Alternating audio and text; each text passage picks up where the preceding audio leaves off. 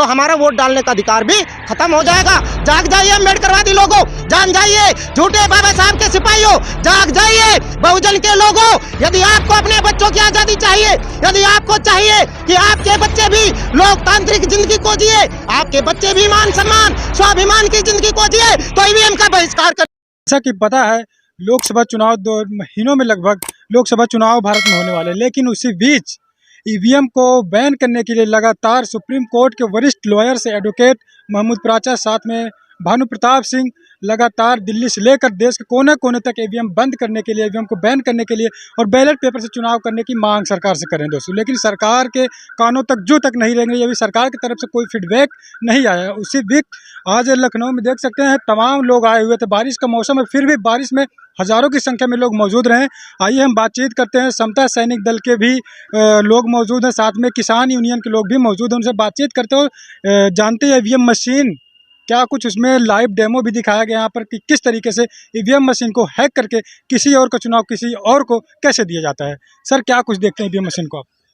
देखिए, जैसा कि आज का जो ये, पहले तो मैं आपको धन्यवाद देना चाहूँगा और मैं डॉक्टर धर्मपाल, मैं जो है मजदूर किसान संगठन का प्रदेश अध्यक्ष और समता सैनिक दल का कमांडर भी हूँ, जो बाबा साहब की 24 सितंबर 1924 की सेना।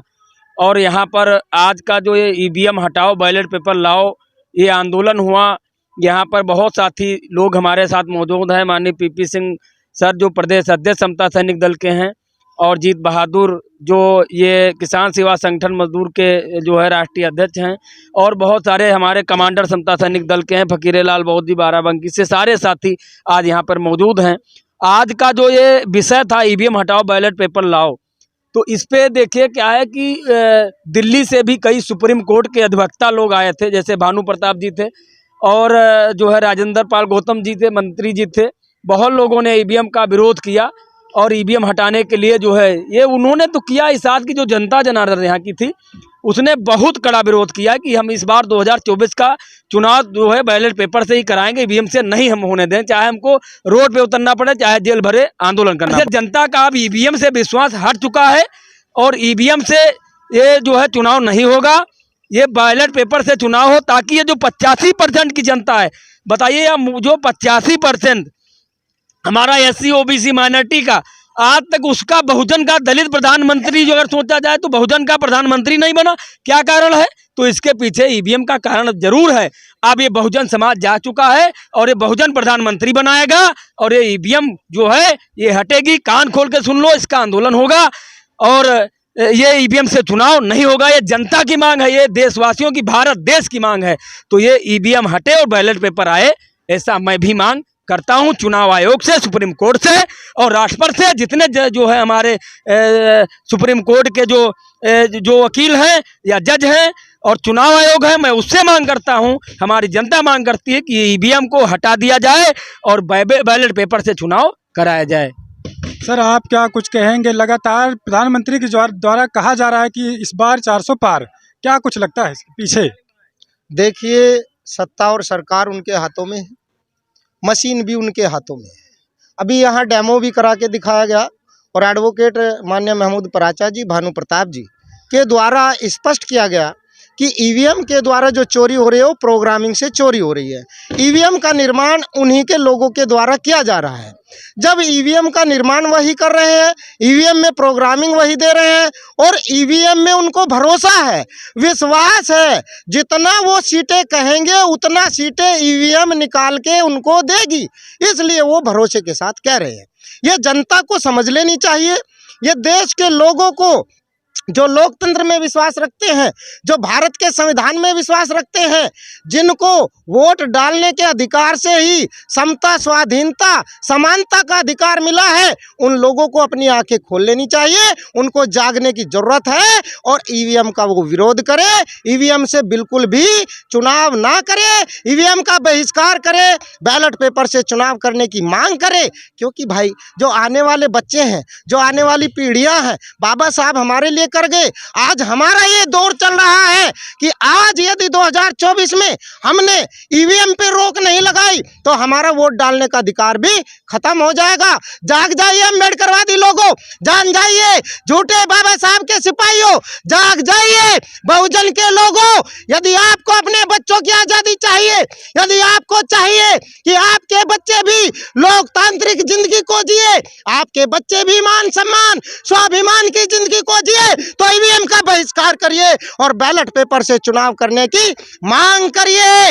जो हमारे अधिकारों का हनन हो रहा है, जिससे हमारी समता समानता स्वाधीनता का हनन हो रहा है। अरे जब वोट डालने का अधिकार हमको नहीं था, बाबा साहब ने अपने बच्चों का बलिदान दे करके, माता रमाबाई का बलिदान दे करके, अपने खून का बलिदान दे करके इस देश के करोड़ों करोड़ों लोगों को वोट डालने का अधिकार दिलाया। और बाबा साहब कह गए कि जो मैं करके गया हूं उसको किसी भी कीमत पे पीछे मत जाने देना।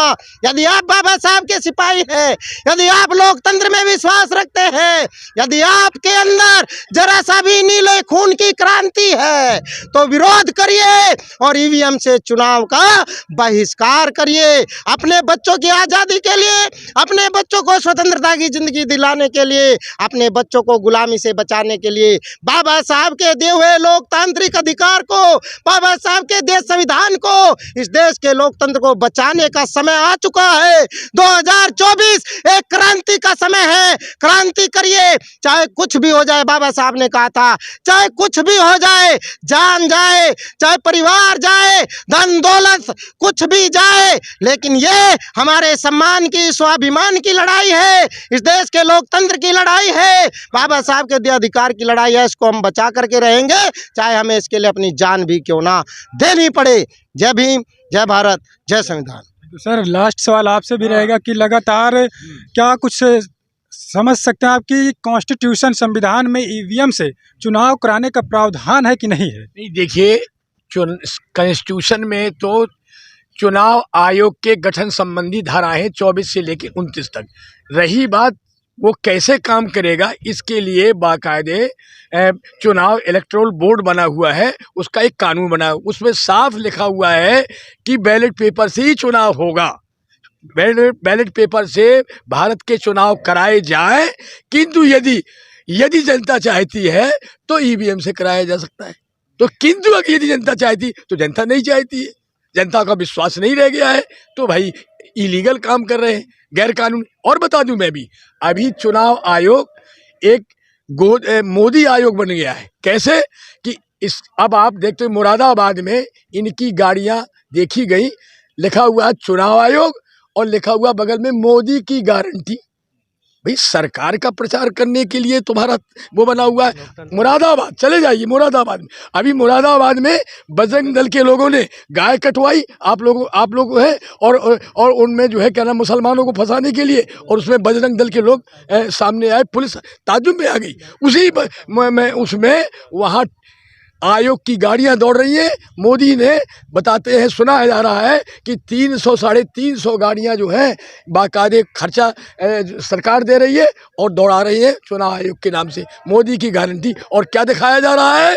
ये दिखाया जा रहा है कि हमारी मशीनें किस तरीके से साफ सुथरी है। हम विश्वास, अगर ये गाड़ियां आती हैं तो हम लोग इनका वॉकआउट करेंगे और घुसने नहीं देंगे गांव में। ये जो कुप्रचार कर रहे हैं, भले ही वो रहे चुनाव आयोग सरकारी तंत्र बनकर के काम नहीं करेगा। चुनाव आयोग मोदी का तंत्र बन के काम नहीं करेगा, उसे एज जनता का तंत्र बन के रहना, अन्यथा हम उसका बगावत करेंगे।